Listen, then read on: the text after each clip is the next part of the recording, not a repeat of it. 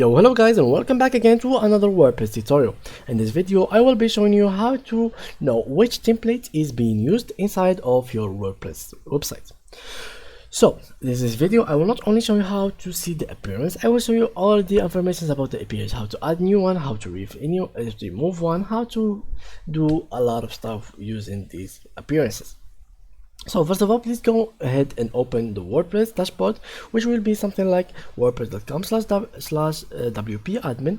I've made a lot of videos about it, how to create your first website, how to see all of these sections, how to edit it, and yeah, please make sure to watch them after this video so you have a lot of knowledge about how this menus and how WordPress works.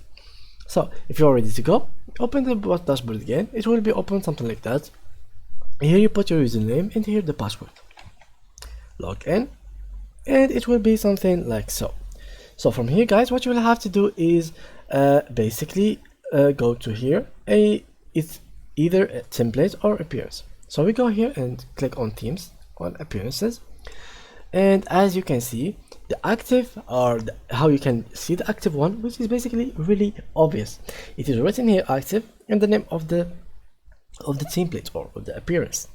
Of course, you can change it by clicking on any other ones. For example, this one, if we click on activate, it will be activated, and this one will no longer be activated.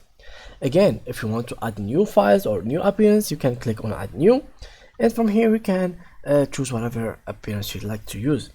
There's other options, which is dragging a file or a template from a website by going to import and dragging your file in here, which will be the appearance file.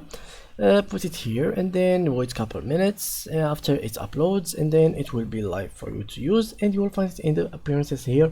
You can click on activate, and from there you can change it and edit it and do whatever you like. So yeah, guys, that's how you can actually know what appearance is being used. And yeah, thank you guys for watching. See you next tutorial. Bye bye.